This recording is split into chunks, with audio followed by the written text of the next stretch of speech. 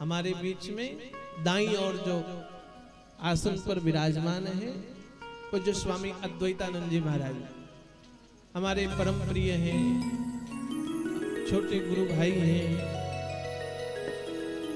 देखने में भी हमसे हट्टे खट्टे हैं और ज्ञान में भी हमसे हट्टे खट्टे ही हैं। हम लोग तो हंसी वाले लोग हैं, लेकिन स्वामी जी गंभीर वेद वेदांत के मार्ग पर चलने वाले, गीता उपनिषद आदियों का ज्ञान रखते हैं। पूज्य स्वामी जी महाराज के तो कई शिष्य विदेश में हैं जिनको गीता का उपदेश करते हैं। गंगोत्री में रहते हुए शीतकाल की वह ठंड, माँ गंगा का प्राकट्य और गंगा जी की कथा भी आई ना, गाधी सुन सब कथा सुनाई जही प्रकार सुरसरी मही आई। गंगा के अवतरण की कथा सुनाई, इसलिए अवतरण की कथा क्या सुनना है, जहां गंगा प्रकट हुई वहीं से महात्मा जी आ गए आपके गांव में दर्शन देने। ये श्रेष्ठ बात है। तो पूज्य स्वामी जी महाराज आप सब लोगों को कुछ देर अपना सत्संग मार्गदर्शन देंगे। आज भी देंगे, कल भी देंगे, परसों भी देंगे। 29 तारीख तक पूज्य स्वामी जी महाराज रहेंगे। फिर स्वामी जी महाराज यहाँ से रायपुर के लिए प्रस्थान करेंगे। एक दिन रायपुर रह करके पूज्य स्वामी जी पुनः गंगोत्री चले जाएंगे। गंगोत्री रहते हैं, लंबे समय तक साधना की, कई दिन तक तो ये मौन साधना और अलग अलग प्रकार की साधना।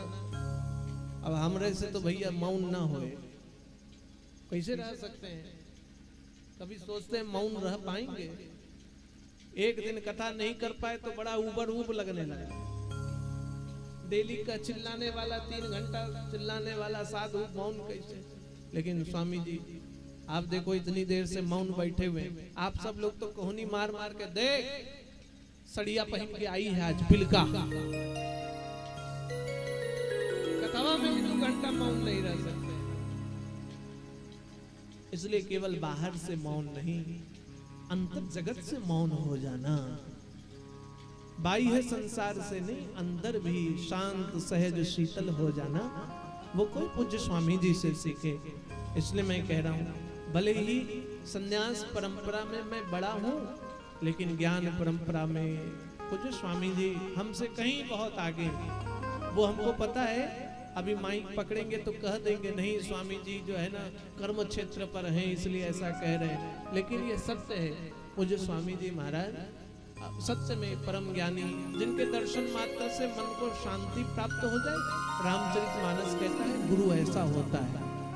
तो हमारे पूज्य गुरुदेव भगवान वेदांत मार्गी और उन्हीं का अनुसरण करने वाले हमारे भाई स्वामी अद्वैतानंद जी महाराज, एक बार आप सभी लोग उनके लिए जोरदार ताली बजाइए और पूज्य स्वामी जी महाराज के मुखारविंद से अपने जीवन को धन्य करने वाला प्रवचन श्रवण कीजिए।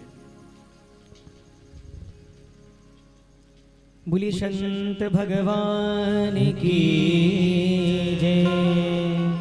तो आइए हम सभी गंगोत्री धाम से पधारे परम पूज्य स्वामी श्री अद्वैतानंद गिरी जी महाराज के सानिध्य में चलते हैं। तो एक बार जोरदार तालियों की सेवा। आइए हम सभी चलते हैं पूज्य महाराज श्री की।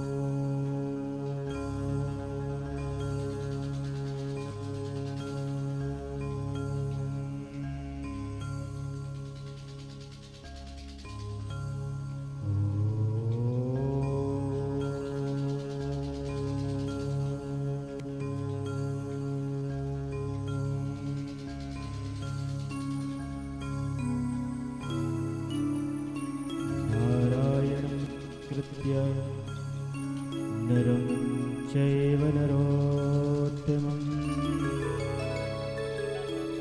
देवीं सरस्वतीं व्यासं ततो जयमुदीरये। शङ्करं शङ्कराचार्यं केशवं बादरायणं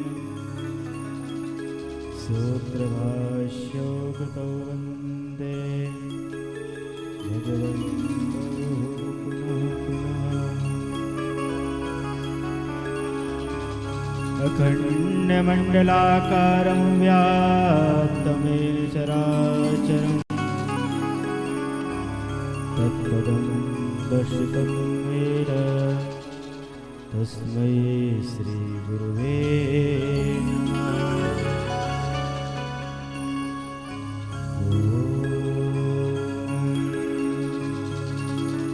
भगवते तव तीरे नीरमात्रा सरोहम् विगत विषय तृष्णा कृष्णमाराधया। सकल कलुष भंगे स्वर्ग सोपान चंगे तरल तर तरंगे देवी गंगे प्रसीदा। तरल तर तरंगे देवी गंगे प्रसीदा।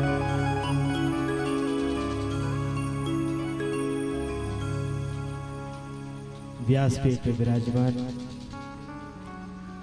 व्यास रूप में परम पूज्य स्वामी जी महाराज इसी चरणों में प्रणाम करता हूँ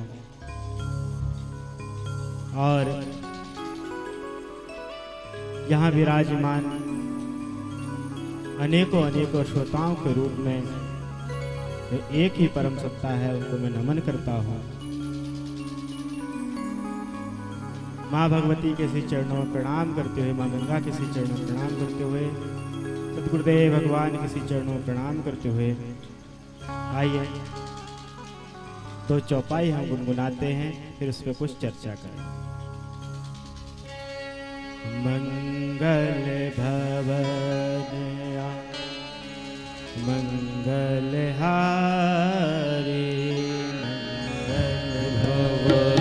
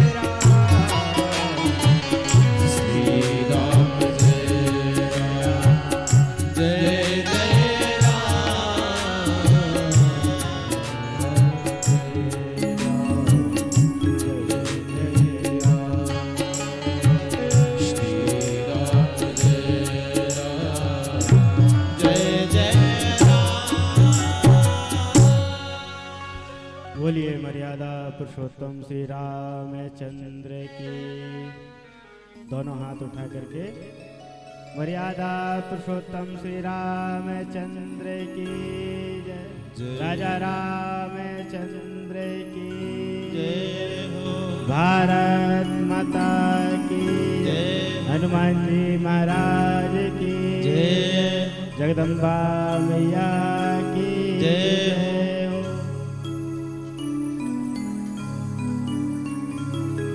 हम यहाँ पर पाप नाशनी गंगा का पान कर रहे थे। आप बोलेंगे कि पाप नाशनी गंगा कौन है? दो प्रकार की गंगा का वर्णन आता है। एक वह गंगा है जो भगवान के श्री चरणों से निकलती है और जिनको हम गंगोत्री उसका स्थान उद्गम स्थान मानते हैं। जगत का कल्याण करते हुए समस्त जीव का कल्याण करते हुए अनवरत अनादिकाल से बहते हुए जाकर के उस अनंत सागर में समाती है। और एक वह गंगा है कि जो भगवान के श्री मुख से निकल करके आप सबके कानों के माध्यम से आपके चित्त को पवित्र करती है, निर्मल करती है। मैं 3 बातों को आपको आज कहूंगा।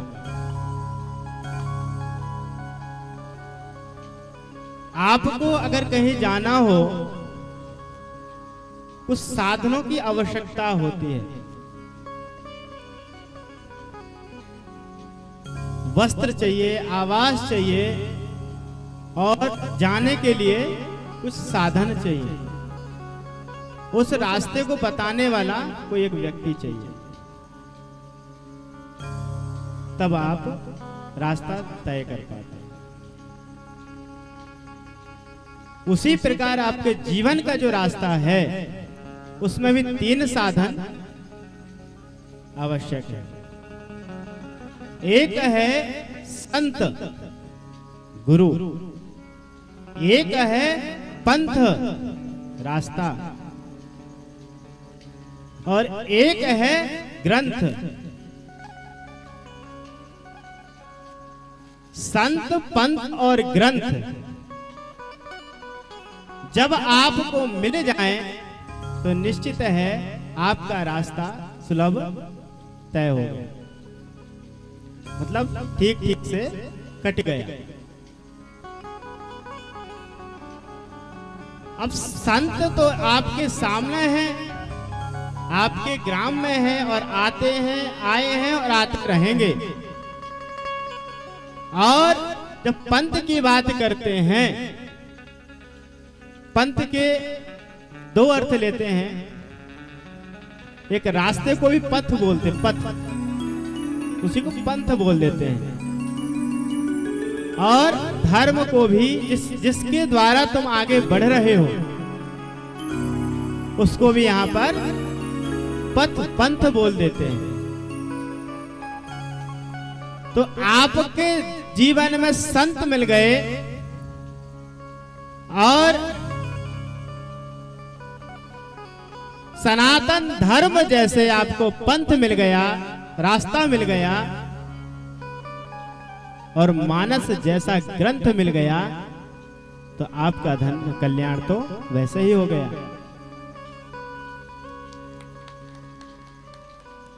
तीन बातें क्या हैं? संत, पंथ और ग्रंथ। अगर आप अपने संस्कृति की बात करो, अपने धर्म की बात करो, तो सबसे पुराना धर्म आपका है, सबसे पुराना पंथ आपका है। उसको किस नाम से जानते हैं? सनातन। और सनातन का अर्थ क्या है? जो हमेशा से है, ऐसा ही है ना? जो हमेशा से है और हमेशा रहेगा, उसको कहते हैं सनातन।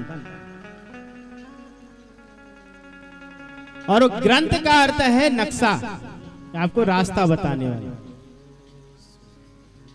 ऐसा ना। अभी महाराज जी कथा बोल रहे थे कि जब श्री राम और लखन को विश्वामित्र लेकर के जा रहे थे यज्ञ को पूर्ण करने के लिए, तो महाराज जी शायद वहां छोड़ दिए थे, शायद वो हमको हमारे लिए कि महाराज जी बता देंगे। तो रास्ते में दो रास्ते पड़ते हैं। एक वह रास्ता था जो ताड़का की ओर लेके जा रहा था, लेकिन शॉर्टकट था, भयानक राक्षसनी। एक रास्ता वह था कि जो लंबा था लेकिन सुरक्षित था। लेकिन जब राम से पूछा, भगवान श्री राम से पूछा दोनों रास्ते को विषय में बता करके, तो भगवान ने कहा नहीं, इस रास्ते को चयन करूंगा। कौन सा रास्ता? इस रास्ते में कौन है? ताड़िका। जो भी ऋषि, जो भी साधु उस रास्ते से निकलता है उसको ताड़ती है, अर्थात उसको मार्ग अवरुद्ध करती है, उसके जीवन को रोक देती है, उसे कल्याण के मार्ग को रोक देती है, वह है ताड़का। लेकिन जब भगवान से जब पूछा तो भगवान ने उस रास्ते को क्यों चुना? जो विवेकी पुरुष होते हैं, जो धैर्यवान पुरुष होते हैं, जो पुरुषार्थी पुरुष हैं, जो मर्यादित पुरुष हैं, हमेशा ध्यान रखना उस रास्ते में चलते हैं जिस रास्ते में ज्यादातर कठिनाई है, क्योंकि उस कठिनाइयों को दूर करते हुए उस रास्ते को साफ करते हैं कि उस रास्ते में आने वाले, पीछे आने वाले भी सबका कल्याण हो सके। इसलिए ताड़का का जो रामार्ग है उसको भगवान ने चुना था। और जो शॉर्टकट चुनते हैं ना, तो शॉर्टकट जीवन में कुछ नहीं होता। लोग आते हैं, बोलते हैं महाराज आशीर्वाद दे दो, हमारा एक काम बन जाए। उनको साधन बताओ, साधन नहीं करना है। हमारी मानस साधन बताती है। और कैसा साधन? कल्याणकारी साधन। पूरा जीवन भगवान श्री राम मानस को पढ़ना, जिसको हम कहते रामचरित मानस। क्या बोलते हैं? भगवान श्री राम के चरित्र जिसमें वर्णित है उसको कहते हैं रामचरित मानस। जैसे भगवान का चरित्र है, और ऐसा चरित्र कि जो प्रत्येक मानव को हर एक रास्ते में किस प्रकार से चलना है, एक गृहस्थी को किस प्रकार से जीना है, एक वानप्रस्थी को किस प्रकार से जीना है, एक ब्रह्मचारी को किस प्रकार से जीना है, एक सन्यासी को किस प्रकार से जीना है, ये रामचरित मानस सिखाती है, ये रास्ता तुमको देती है। इसलिए मैंने कहा शुरू में ही कि 3 संत मिल जाएं और रास्ता मिल जाए, उस तो रास्ता कौन बताता है? संत बताते हैं। स्वामी जी महाराज यहाँ पर आकर के बता रहे हैं। और किसके माध्यम से? रामचरित मानस के माध्यम से। और जब संत ग्रंथ के द्वारा जब पंथ बताते हैं, रास्ता बताते हैं, तो निश्चित है आप कहीं रास्ते में भटकने वाले नहीं हैं। इसलिए आप बड़े सौभाग्यशाली हैं। ऐसे इस गांव का नाम क्या है? चापी। चापी का अर्थ पता है आप लोगों को? चा माने और। संस्कृत जो पढ़े हैं थोड़ा थोड़ा जानते हैं। और भी